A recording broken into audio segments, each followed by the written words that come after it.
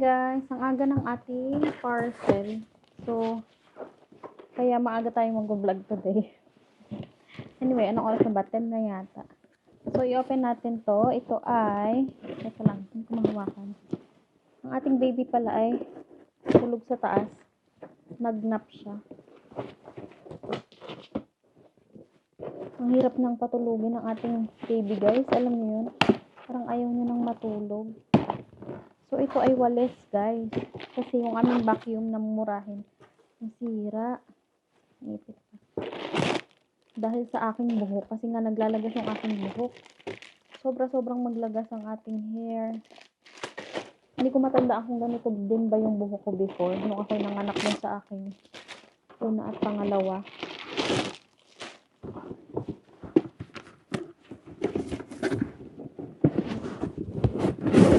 Kahapon ko lang to in order. Nakakainis nga kasi kung kailan naka-order na ako, saka ko nakita yung video ng isang vlogger na meron siya nahanap na walis.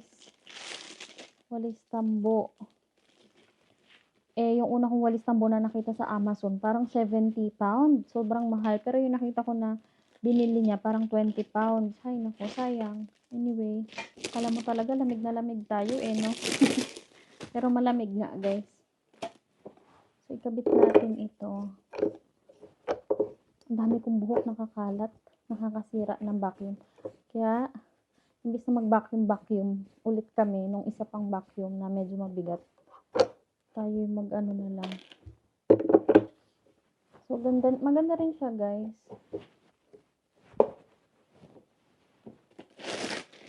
So, tatlo siya. Dustpan, walis, saka itong parang pang scraper. Parang panlinis ng bintana. Kasi baliktad siya, guys. So, ito dito. So, mahahaba. Tatlo. Pwede perong maikse. Lagyan na natin yung handle. Natanggal kaya ito ng buhok sa carpet. Maganda naman siya, guys. Gusto ko na siyang itry. Ang walis.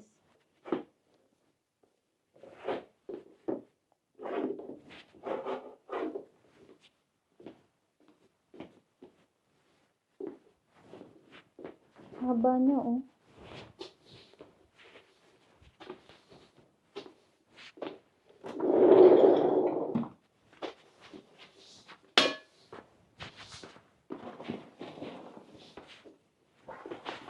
So, dito na ulit tayo, guys. Tapos na tayo mag-unbox ng walis.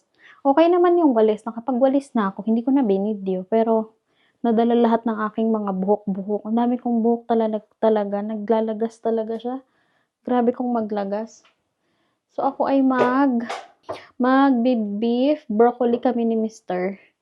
Mamaya. Kaya ako ay magmamarinate muna ng beef. So, hugasan muna natin itong ating beef. So, ayan. Yan ang ating beef. Hihiwain ko pa ng mas maliliit. Ano lang naman, mamarinate ko lang ng konting soy sauce, tapos lime, tsaka oyster sauce. Yan lang. Tsaka pepper. Tignan nyo guys yung bote ng vinegar na binili ni Mr. kagabi. Ang ganda ng bote niya, no? Parang wine, social. I-recycle ko to. I-reuse ko siya. Lalagyan ko siya ng mouth na binili ni Mr. Parang maganda siyang lagayan ng oil or anything. Diba? Ang cute. Wala lang. Share ko lang. Babalik na ulit natin. Hindi naman to gagamitin. Ano ko lang, nakita ko lang.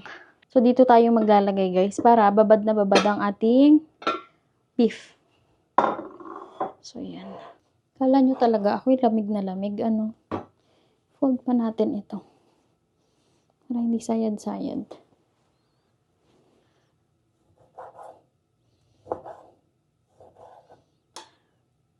Hindi ako maggahol. Hindi kami pala, guys, namili ng mga ni Mr. nakaraan. Frozen or wet goods. Kasi, yung aming rep ay ang kapal mag-yelo. So, kailangan namin siyang i-defrost. So, yan. Okay na tong ating beef.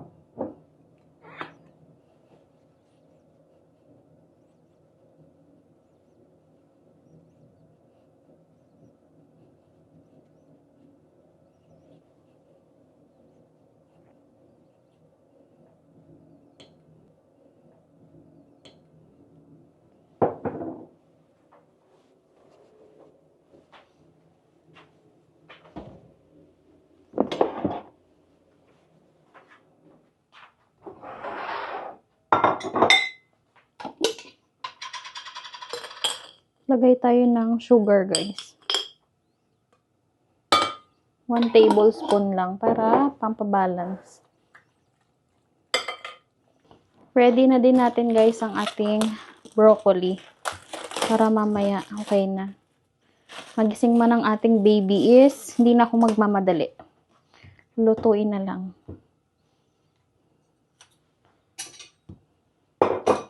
Siya ilagay.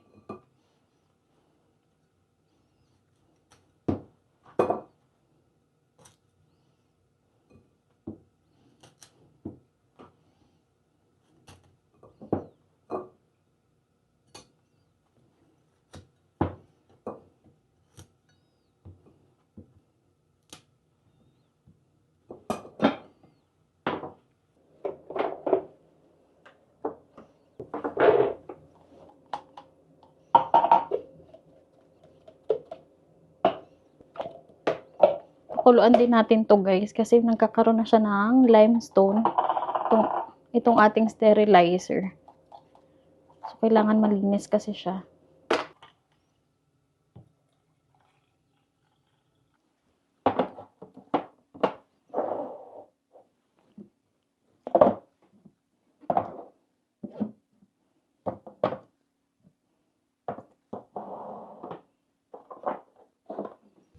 Tayo mag-ano na, guys, magluto na. Gigisa ko lang yung ating beef, tapos broccoli.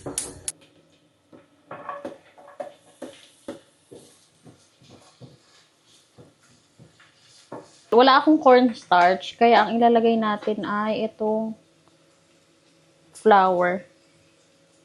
Plain flour.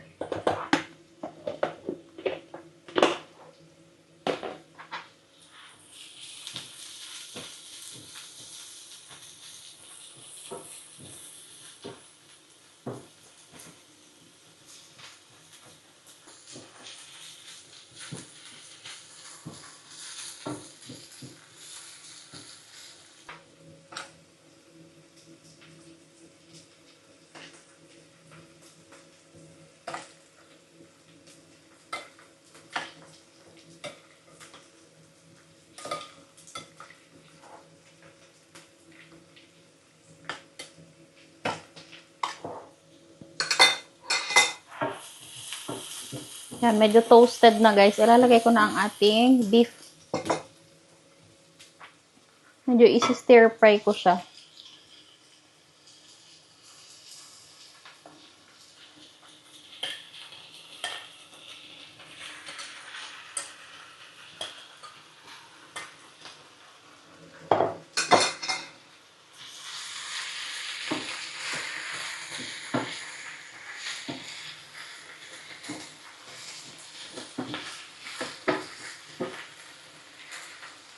Parang masarap to sa rice eh.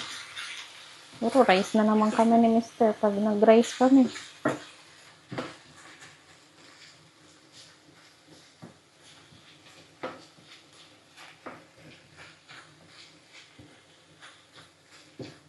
Lalagyan ko siya ng water, pero itong kalugan ko dito sa ating oyster sauce. So, palambutin lang muna natin yung beef. Medyo matagal kasi ito lumambot. Takpan na natin siya. Medyo okay na ang ating beef, guys. O, medyo malambot na siya. And then, so, ano na, malapot na. Kaya ilalagay ko na ang ating broccoli. So, nahugasan ko na to. Kaso yung ibang part is medyo matataba. Ayan o. Slicein natin.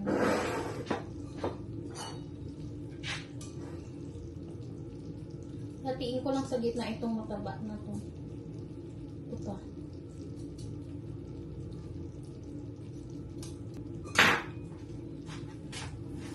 So, ilagay na natin to, guys.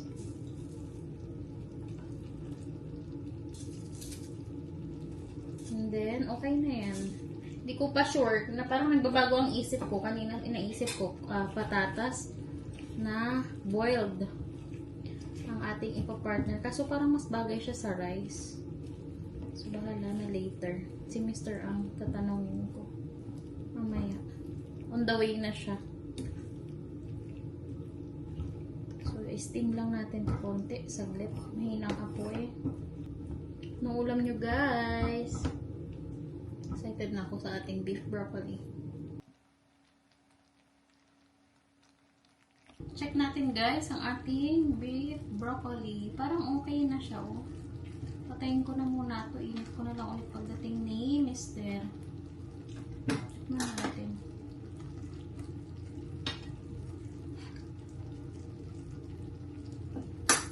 Sarap naman. Ganyan ang itsura niya guys. Oh, yummy naman. Patayin na natin. Mamaya na ulit. Bahay na si Mr. guys. Tayo mag-plating na itong ating beef broccoli. Sakto lang ang ating broccoli. Hindi siya masyadong malambot. Hindi rin masyadong matigas. Lipat ko dito. So, rice kami guys. Sabi ko kay Mr. parang medyo maalat ng konti. Sabi niya masarap daw to sa rice. Kaya nagluto na ako ng rice. Kesa magpapatatas kami, boiled potatoes. Ganito ang itsura niya guys. Oh, yummy. Kain tayo. So, ayan. Mukha naman siyang yummy. Gawa tayo ng tea ni Mr. Ito po.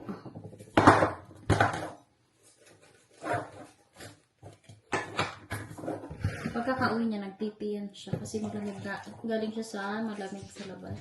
Come on. Let's eat na.